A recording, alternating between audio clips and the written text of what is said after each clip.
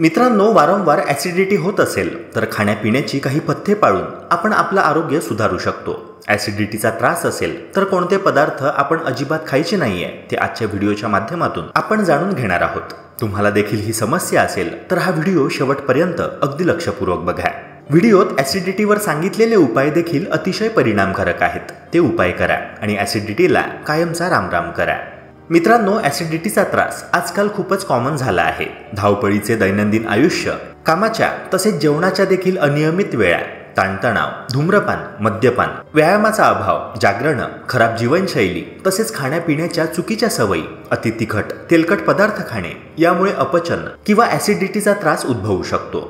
मित्रांनो, आपल्या पोटात म्हणजे जठरात एक पाचक रस तयार होत असतो. तो रस ॲसिडिक म्हणजेच आम्लयुक्त असतो. आपण जे काही खातो त्या अन्नाच्या पचनासाठी या पाचक रसाची आवश्यकता असते. पण हा पाचक रस योग्य प्रमाणात तयार होणे देखील तितकेच महत्त्वाचे असते. कारण पाचक रस जर जास्त प्रमाणात निर्माण झाला किंवा अवेळी म्हणजे जेवणाच्या वेळेव्यतिरिक्त तयार झाला तर आम्लपित्ताचा म्हणजेच ॲसिडिटीचा त्रास होतो. ॲसिडिटी झाली तर किती सहन करावं लागतं हे ज्याचं त्यालाच माहिती. कुणाकुणाला तर सलग 2 ते 3 दिवस हा त्रास जाणवतो. ॲसिडिटी ही पचनासंबंधीची सामान्य समस्या आहे. हा त्रास कोणालाही होऊ शकतो. जे लोक खूप तेलकट, अति मसालेदार असे पदार्थ खातात त्यांना ॲसिडिटीचा त्रास होऊ शकतो. पोटात जळजळ, आंबट ढेकर, पोटात वेदना होणे, घशात जळजळणे, अस्वस्थ वाटणे, आंबट ढेकर येत राहणे, तोंडाची चव जाणे, कॉन्स्टिपेशन म्हणजेच बद्धकोष्ठतेचा त्रास होणे ही ॲसिडिटीची प्रमुख लक्षणे आहे. वारंवार ॲसिडिटीचा त्रास होत असेल तर इतर आजार होण्याचाही धोका असतो. तेव्हा मित्रांनो, वेळीच यावर उपाय करणे गरजेचे असते. ज्यांना ॲसिडिटीचा त्रास होतो त्यांनी खाताना काही गोष्टी टाळाव्या. कारण खाण्यापिण्याचा परिणाम थेट आपल्या आरोग्याशी निगडीत असतो. खाण्यापिण्यात पथ्य पाळले, काळजी घेतली तर ॲसिडिटीपासून सुटका होऊ शकते. तुम्ही जर मसालेदार पदार्थ किंवा तळलेले पदार्थ खूप खात असाल, फास्ट फूडचे सेवन मोठ्या प्रमाणावर करत असाल आणि पाणी खूप कमी पित असाल तर तुम्हाला पित्त होऊ शकते. तेव्हा मित्रांनो, मसालेदार तसेच तेलकट, अति तिखट असे अन्न पदार्थ खाणे टाळावे आणि आहारात जास्तीत जास्त भाज्या आणि फळांचा समावेश करावा. अन्न चावून चावून सावकाश खावे. संपूर्ण दिवसभरातील आहार छोट्या छोट्या भागात विभागून सेवन करावा. जेवणानंतर लगेच झोपू नये. नेहमी लक्षात ठेवा की जेवण आणि झोप यात कमीत कमी 3 तासांचे अंतर असावे. भरपूर पाणी व द्रव पदार्थांचे सेवन करून शरीर हायड्रेटेड ठेवावे. शरीरातील अतिरिक्त फॅटमुळेही ॲसिडिटीचा त्रास वाढण्याची शक्यता असते. तेव्हा वजन नियंत्रणात ठेवण्याचा प्रयत्न करावा. मद्यपान आणि धूम्रपान अजिबात करू नका. तुळशीची पाने, लवंग, बडीशेप इत्यादी पदार्थांचे सेवन करा. तसेच कॉफीचे अतिरिक्त सेवन टाळा. कारण मित्रांनो, कॉफीमध्ये असणारा कॅफिन हा पदार्थ ॲसिडिटी वाढवण्यास मदत करणारा आहे. त्यामुळे ॲसिडिटीचा त्रास असणाऱ्यांनी कॉफीचे सेवन अगदीच मर्यादित प्रमाणात ठेवावे. कॉफीऐवजी ग्रीन टी, लेमन टी घेतल्यास अधिक उत्तम. तसेच ज्या पदार्थांमध्ये मीठ खूप जास्त असते असे पदार्थही ॲसिडिटी वाढवण्यास कारणीभूत ठरतात. त्यामुळे खारवलेले पदार्थ, लोणची यांचं सेवन कमी असावं. याशिवाय कोणत्याही पदार्थांमध्ये वरून मीठ टाकण्याची सवय असल्यास ती देखील सोडून द्यावी. संत्री, मोसंबी, किवी यांना लिंबूवर्गीय फळं म्हटलं जातं. ही फळं आणि लिंबू देखील ॲसिडिटी वाढवण्यास कारणीभूत ठरतात. कारण या फळांमध्ये इतर फळांच्या तुलनेत खूप अधिक प्रमाणात ॲसिड असतं. अतिफॅट असलेले पदार्थ खाणे टाळावे. जसे की पिझ्झा, बर्गर, फ्रेंच फ्राईज, चीज, अंडी, डार्क चॉकलेट आणि इतर तळलेले पदार्थ, चिप्स, नमकीन आणि इतर स्नॅक्स, फुल फॅट मिल्क, आईस्क्रीम, प्रक्रिया केलेले मांस, वनस्पती तेल, बटर आणि इतर तेल इत्यादी अन्न पदार्थांमध्ये फॅटी ॲसिड जास्त प्रमाणात असल्यामुळे हे पदार्थ पचायला जड असतात. पचनासाठी त्यांना खूप वेळ लागतो. त्यामुळे अनेकदा पोट साफ होत नाही आणि ॲसिडिटी होण्याचा धोका वाढू शकतो. मित्रांनो, याशिवाय मुळा, चणे, अळू, राजमा आणि फणसाचे सेवन देखील करू नये. मुळ्याच्या सेवनाने आपल्या पोटात गॅस निर्माण होतो.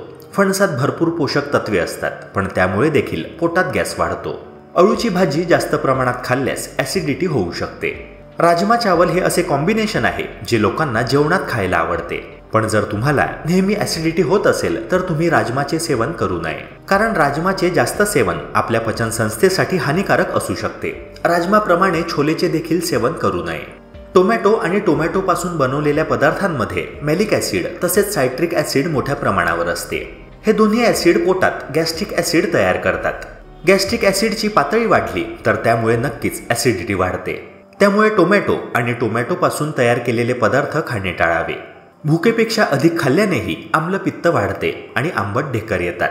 तेव्हा भुकेपेक्षा 2 घास कमी खावेत हा आयुर्वेदाने सांगितलेला मूलमंत्र नेहमी लक्षात ठेवा. रात्री भरपेट जेवून लगेच झोपणे, रात्री खूप उशिरा झोपणे, पुरेशी झोप न होणे, मद्यपान करणे, अंगदुखी, सांधेदुखी, डोकेदुखी इत्यादी कारणांसाठी वेदनाशामक औषधे सातत्याने घेणे, आहारात अति तेलकट, तिखट, जळजळीत मसाल्याचे पदार्थ खाणे, अति कडक उपवास करणे किंवा उपवासाच्या पदार्थांचे सेवन करणे, शिळे अन्न खाणे इत्यादी गोष्टींमुळे ऍसिडिटी वाढत असते. मित्रांनो, ऍसिडिटीची समस्या असेल तर कोणते पदार्थ खाणे टाळायला हवे ते आपण जाणून घेतले. आता काही परिणामकारक उपाय देखील जाणून घेऊया ज्यांच्या मदतीने ऍसिडिटीवर विजय मिळवता येईल. पहिला उपाय आहे काळ्या मनुक्यांचे पाणी. पित्त कमी करण्यासाठी तुम्ही काळ्या मनुक्यांचे पाणी प्यायला हवे, कारण यात नैसर्गिक अँटीऑक्सिडंट असतात आणि मुख्य म्हणजे हे थंड असते. हे पाणी प्यायल्याने तुम्हाला केसगळती, ॲनिमिया तसेच ब्लीडिंग यांपासून सुद्धा आराम मिळतो. मासिक पाळीवेळी होणाऱ्या वेदना आणि बद्धकोष्ठता यावर सुद्धा हे पाणी अगदी रामबाण आहे. त्यामुळे हा उपाय नक्की ट्राय करून पहा. काळ्या मनुक्यांचे पाणी कसे बनवावे ते समजून घ्या.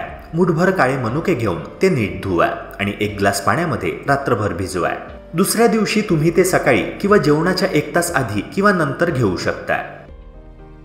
दुसरा उपाय आहे बडीशेपचे पाणी. 1 कप पाण्यात काही बडीशेप घेऊन ती उकळवा आणि त्याचा काढा प्या. बडीशेपमध्ये तेल असते जे पचनाला मदत करते आणि सूज कमी करते. शिवाय पोटाच्या समस्येवर सुद्धा हे पाणी रामबाण आहे. जर तुम्हाला ऍसिडिटी वेळी छातीत जळजळ होत असेल तर तुम्ही बडीशेपचे पाणी प्यावे. तिसरा उपाय आहे तांदळाचे पाणी. जर तुमच्या शरीरात खूप उष्णता असेल तर तुम्ही तांदळाचे किंवा भाताचे पाणी प्यायला हवे. हे तांदळाचे पाणी म्हणजेच पेज होय. यामुळे शरीरात थंडावा वाढतो. जर तुम्हाला पित्ताची लक्षणे दिसत असतील आणि तुमच्या शरीरात खूप जास्त उष्णता झाल्याचे तुम्हाला जाणवत असेल तर तुम्ही नियमितपणे तांदळाचे पाणी प्यायला हवे. कोकणामध्ये उष्णतेच्या कारणामुळेच पेज पिण्याची परंपरा आहे.